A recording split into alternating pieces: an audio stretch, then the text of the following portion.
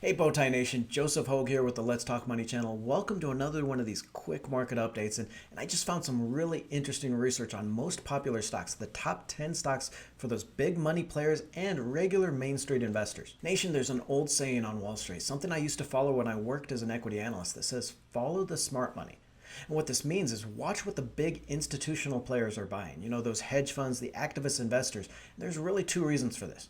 First is just by virtue of their size. These billion-dollar institutions, any interest in buying a stock can send a stock higher. As much as 70 or 80% of the total stock market volume is done by these institutional investors.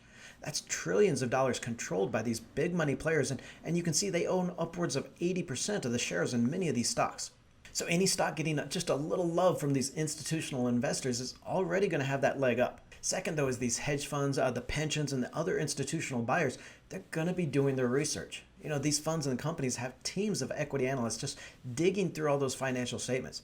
They're not sitting in their underwear watching CNBC for quick stock picks. They're actually doing their homework.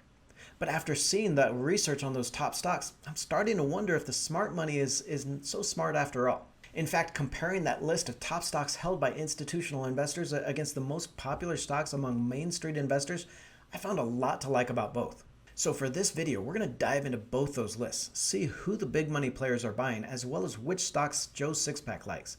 I'll compare the portfolios by sector, performance, and fundamentals, then reveal the best stocks to buy from each. And here's that list, the top 10 stocks for each group. The institutional investor stocks comes from research by UBS Wealth Management, while the list of most popular stocks among retail investors is from Robinhood data. By the way, if you open a free account on Robinhood, we both get a free share of stock. I've collected over $500 in free stocks on the platform, including a free share of Microsoft worth over $190. So look for that link in the video description below. You get a free share, I get a free share, so yay us! But the first thing you notice in these two lists of top stocks is the different themes. Retail investors are all in on those comeback names, the airlines and the value stocks. Main Street investors are buying the hardest hit stocks like American Airlines, Carnival, GE, and Walt Disney. Institutional investors are looking more at those digital trends like e-commerce and digital payments. And this is something that we've been talking about on the channel over the last few months. And Nation, I truly believe that one of the defining characteristics of 2020 for investors is how this virus is accelerating some of those trends that we've seen develop over the past decade. You know, trends like online shopping, digital payments, and software, these trends were already shaping the 21st century, but it's like they've opened up the nitrous over the last few months, and now they're on overdrive. So the companies that were already benefiting from those trends, and here we see in the institutional portfolio, there's names like Alphabet, which is Google and YouTube, PayPal Holdings, Alibaba. All of these companies are getting an even bigger boost. This one overlap in the list of top stocks is Microsoft, and you don't see it here, but another really interesting note is that shares of Apple, one of the most popular stocks for retail investors, is actually the largest underweight among institutional investors. So maybe an opinion by the big money players that Apple is a little expensive here. Now I want to look at these lists in a couple of different ways, see if we can get into the minds of these two groups and pick out the best stocks to buy now. So if we compare the portfolios by sector of the economy, we see institutionals are heavily invested in those stocks of communication services and technology. So here we're talking about those internet stocks, the FANG names, and everyone benefiting from that digital revolution. The retail investors are more heavily weighted to industrials, so big airlines, GE and Ford, as well as the consumer cyclical names that were really hit hard during that virus and maybe have the most rebound potential. What was really interesting here, though, is when I compared the list of stocks by performance. So the institutional investors, their stocks are actually up 14% on the full year so far, while a retail investors list of stocks is still down 20% from January through last week. I also wanted to see how much of a hit these stock picks took during the worst period, to the market bottom on March 23rd. The stocks held by institutional investors were really only down 14.3% over the period, while the retail investor list got absolutely smashed, down 43%. Now, of course, this isn't saying that the retail investors were holding on to these particular stocks during that period. This is just showing us how those stocks did during the worst of the stock market crash, just to see if we can learn something about these portfolios. By comparison, I also looked at how the stock lists have done since that March 23rd bottom in the crash. So the stocks held by institutional investors are up 44.5% over that time, while the retail investor stocks are up a whopping 62.3%.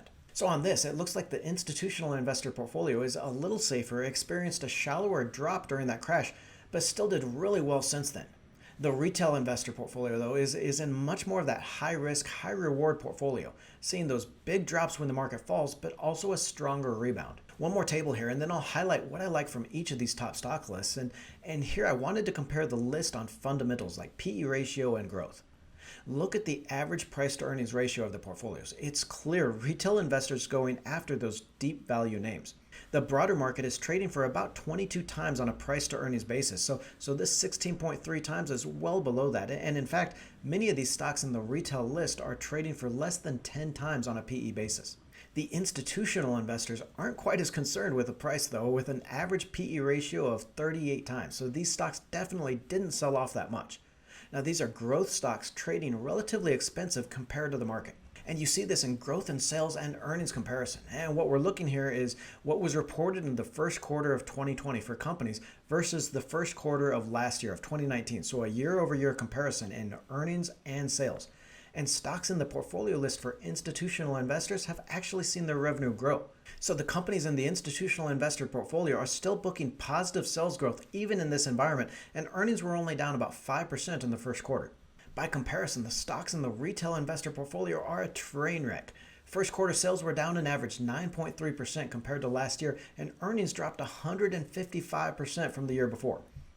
Now, okay, before you rush to the comments, you can have greater than 100% change in earnings. Most of the stocks in the retail portfolio saw their earnings go deep into negative territory, like a 20 cents per share earnings last year to a loss of $2 per share in the first quarter. In fact, only 2 stocks in the retail portfolio reported positive earnings growth for the quarter. Now, that doesn't mean that the retail investor is wrong here to be investing in these stocks with those deeply negative earnings or these other fundamentals. These are definitely rebound investments. So if we do continue to see that economic growth, then the portfolio might continue to outperform. These are very large companies in the retail investors list and companies with solid brand strength in their industry. Now, I do like Ford and General Electric here, as well as Disney and Microsoft.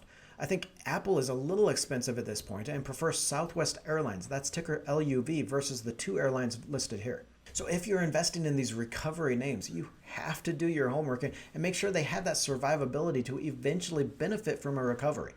American Airlines has the highest capacity needs for profitability among the major carriers. So the company needs about 82% of its seats filled on every single plane just to break even. And that's just not going to happen for a while. So while the shares have skyrocketed recently, I wouldn't be buying it over maybe some of those other carriers like Southwest or Delta. On the institutional side here, I like the long-term outlook on a lot of these. These aren't the stocks that are going to be giving you that 20 or 30% gain in a day. They haven't fallen by that much, and we've already seen that they're trading at relatively expensive levels. But these are companies that are benefiting from those universal forces, those long-term trends that are reshaping our lives. So the stocks in the retail investor portfolio, more risk and maybe more potential return, but you definitely need to play that day-to-day game. I'm not sure many people can really do that effectively, but you can do a little research. If you do that research, and make sure that your stocks have that survivability to last. By comparison, the top stocks in that institutional list, much more of a buy and hold list, okay? Companies that should do well over the next 10 or 20 years that won't fall hard on a crash and produce those solid long-term returns. Click on the video to the right for the analysis we did on airline stocks, which ones are good investments and which to avoid. Don't forget to join the Let's Talk Money community by tapping that subscribe button and clicking the bell notification.